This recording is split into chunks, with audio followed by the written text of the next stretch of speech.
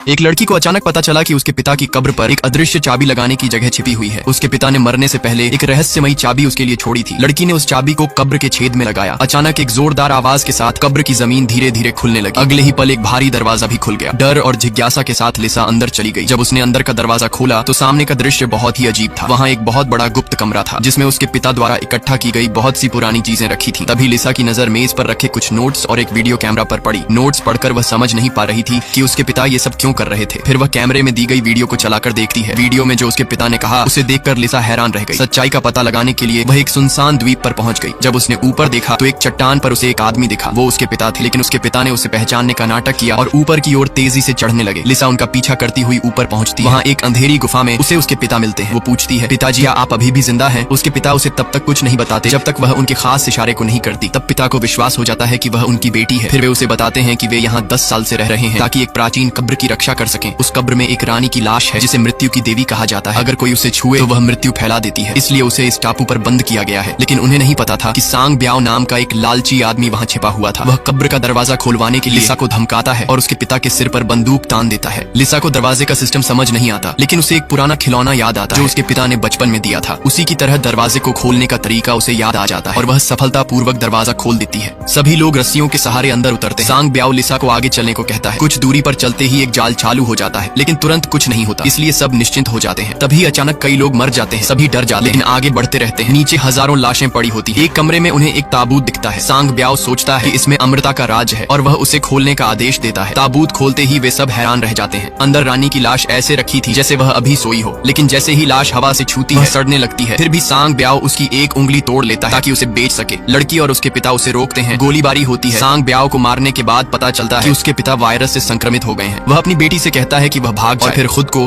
और जगह को बम से उड़ाकर सबको बचा लेता है। बाहर निकलते समय लड़की की फिर से सांग ब्याओ से टक्कर होती है। दोनों के बीच लड़ाई होती है। आखिर में लड़की उससे रानी की उंगली छीन कर खुद खा लेती है ताकि कोई और उसे इस्तेमाल न कर सके। तभी टावर गिरने लगता है और मकबरा ढहने लगता है। आखिरी पल में लड़की किसी तरह बाहर निकल जाती है। वायरस हमेशा के लिए वहीं दफन हो जाता है।